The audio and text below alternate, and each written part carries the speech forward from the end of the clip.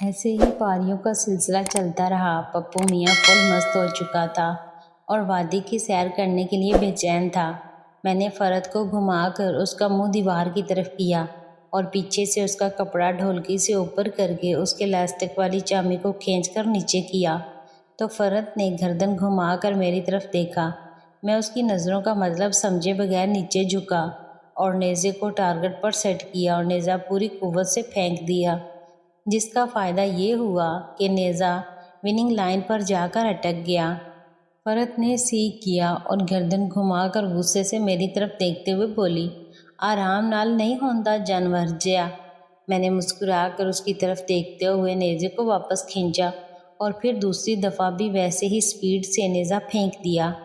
فرد کے منہ سے پھر آئے مر گئی نکلا اور وہ ہائے کرتی بولی، تو باز نہیں آنا؟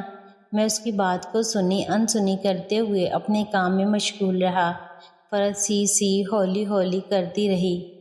تھوڑی دیر میں ہی فرد میرا ساتھ چھوڑ گئی اور منزل کو پہنچ گئی۔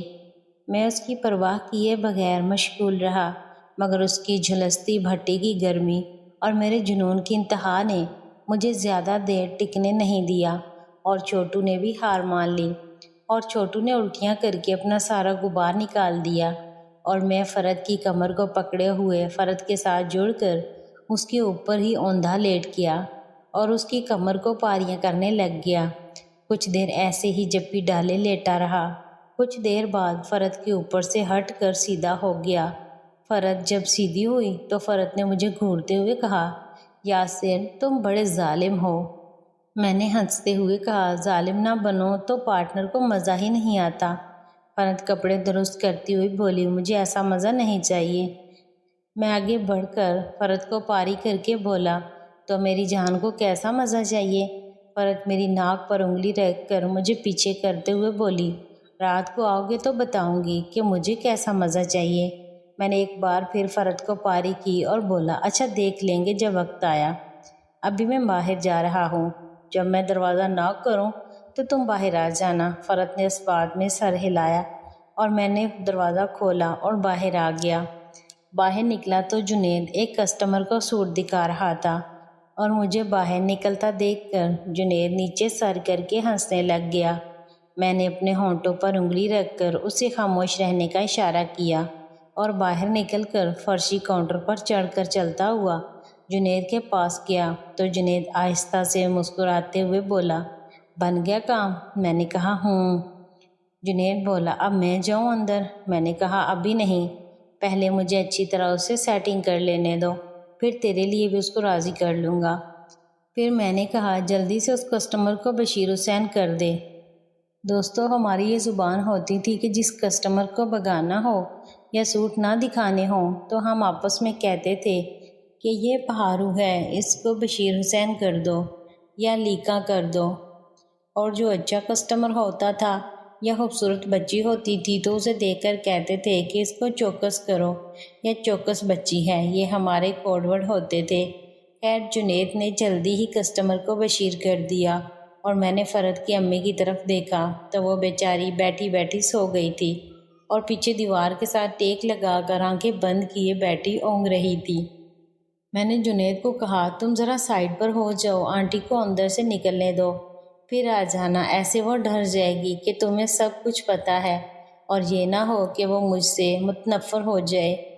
جنید سر ہلاتا ہوا دکان سے نکل گیا تو میں جلدی سے دروازے کے پاس پہنچا تو دروازے کو ناک کر کے جلدی سے اپنی جگہ پر بیٹھ کر سوٹ طے کرنے لگ گیا۔ کچھ دیر بعد ہی فرد برقع پہنے اور نقاب کیے سوٹ ہاتھ میں پکڑے باہر آ گئی اور آ کر سیدھی اپنی امی کے پاس گئی اور اپنی امی کو کندھے سے ہلاتے ہوئے اٹھاتے ہوئے بولی، امی آپ سو گئی ہو؟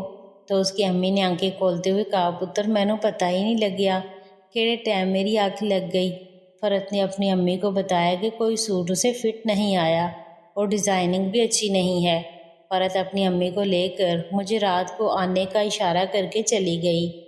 دکان سے نکلتے وقت ہی جنید بھی آ گیا اور اس نے فرد کو بڑے غور سے دیکھا اور میری طرف انگلی اور انگوٹھے سے گول دائرہ بنا کر اشارہ کیا کہ بڑا پوپٹ مال ہے۔ فرد چلی گئی اور جنید شروع ہو گیا کہ یار آنٹی تو بڑی زبردست ہے، کیسے پھنسا لی؟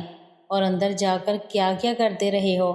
میں نے جنید کو مختصر بتایا کہ بس اس کو پاریاں جپھی کی، اصل بات میں حذف کر گیا۔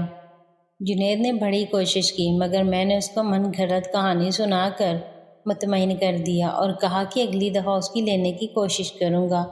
شام تک ہم وقفے وقفے سے فرد کو لے کر باتیں کرتے رہے اور پھر 7 بجے انکل بھی آ گئے اور میں انکل کے ساتھ ہی دکان بند کر کے گھر آیا۔ گھر آ کر نہا دھو کر فریش ہوا اور کھانا وغیرہ کھا کر میں کچھ دیر باہر دوستوں کے ساتھ بیٹھ کر گپ شپ کرتا رہا۔ تقریباً 9 بجے میں گھر آیا تو سب گھر والے سو رہے تھے اور صرف بھائی کمرے میں جاگ رہے تھے۔ میں کمرے سے ہوتا ہوا بیٹھک میں جانے لگا تو بھائی نے مجھے آواز دی کہ آ جا میرے پاس بھی بیٹھ جایا کر یار۔ میں مجبوراً بھائی کے پاس بیٹھ گیا اور ایک دوسرے کے کاروبار کے متعلق باتیں شروع کر دیں۔ 1 گھنٹہ ہم ایسے ہی باتیں کرتے رہے تو بھائی نے کہا چنگا یار تو بھی سو جا، کل دکان تے جانا ہے تے مینوں بھی نیندر آ رہی ہے۔ میں نے شکر ادا کیا کہ ٹائم نال ہی ویرے نوں نیندر آ گئی اور بیٹھک میں چلا گیا۔ بھائی کے خراٹوں کا انتظار کرنے لگ گیا۔ 10-15 منٹ ہی گزرے تھے کہ کمرہ بھائی کے خراٹوں سے گونجنے لگ گیا۔ میں اٹھا اور ایک دفعہ پھر کمرے اور صحن کا چکر لگا کر تسلی کر کے واپس بیٹھک میں آ گیا کہ کوئی جاگ تو نہیں رہا، مگر سب ہی گہری نیند سے سوئے ہوئے تھے۔ میں نے مزید کچھ دیر اور انتظار کیا اور پھر کمرے کی طرف والے دروازے کو اندر سے کنڈی لگائی اور تالا اٹھایا جو میں نے ایک خفیہ جگہ پر چھپا کر رکھا تھا، اور چپکے سے باہر کا دروازہ کھولا اور گلی میں سر نکال کر دیکھا تو گلی میں گپ اندھیرا تھا۔ دور سے پہرے دار کی وقفے وقفے سے آواز آ رہی تھی، جاگتے رہو۔ میں نے باہر نکل کر بیٹھک کو باہر سے کنڈی لگا کر فرد کے گھر کا رخ کیا۔ ہر طرف ہو کا عالم تھا۔ میں ڈرتا ہوا چلا جا رہا تھا کہ کہیں کسی پہرے دار سے میرا ٹاکرا نہ ہو جائے۔ کچھ دیر چلنے کے بعد میں فرد کی گلی میں داخل ہوا تو گلی میں بھی کافی اندھیرا تھا۔ مجھے چلتے چلتے ایسا لگتا جیسے میرے پیچھے کوئی آ رہا ہے اور میں ایک دم پیچھے گھوم کر دیکھتا تو کسی کو بھی نہ پاتا۔ بس میرا وہم مجھے ڈرائے جا رہا تھا۔ مشکل سے میں فرد کے گھر کے پاس پہنچا ہی تھا کہ مجھے پیچھے سے کتے بھونکتے ہوئے اپنی طرف دوڑتے نظر آئے۔ میں تو پہلے ہی اندر سے ڈرا ہوا تھا۔ کتوں کو اپنی طرف آتے دیکھ کر میں نے جلدی سے بیٹھک کے دروازے کو اندر دھکیلا اور دروازہ حسب وعدہ کھلا ہونے کی وجہ سے اندر کو کھلتا گیا اور میں دوڑ کر اندر داخل ہو گیا۔ سامنے ہی فرد چارپائی پر لیٹی ہوئی تھی۔ مجھے یوں اچانک اندر داخل ہوتے ہوئے گھبرا کر سینے پر ہاتھ رکھتے ہوئے اٹھ کر بیٹھتے ہوئے بولی، ہائے کون ہے؟ جب فرد کی مجھ پر نظر پڑی تو کچھ سنبھل گئی اور گھبرائے ہوئے بولی، خیریت تو ہے یاسر، کیا ہوا؟ میں نے لمبے لمبے سانس لیتے ہوئے کہا، وہ کتے میرے پیچھے پڑ گئے تھے۔ فرد ہنس کر میری طرف ہاتھ سے اشارہ کرتے ہوئے بولی، جاؤ کوئی حال نہیں تیرا، میری تے جان ہی کٹ دیتی سی۔ میں نے دروازے کو اندر سے لاک کیا اور فرد کے پاس جا کر بیٹھ گیا اور اپنی تیز چلتی ہوئی سانسوں کو درست کرنے لگ گیا۔ فرد بولی، اتنی دیر کر دی آنے میں؟ میں نے کہا، بس یار میں نے جلدی آ جانا تھا، مگر بیٹھک میں جاتے وقت بھائی نے مجھے پاس بٹھا لیا تھا اور ادھر ادھر کی باتوں میں کافی وقت لگ گیا تھا، اور ویسے بھی دکان سے بھی لیٹ آیا تھا۔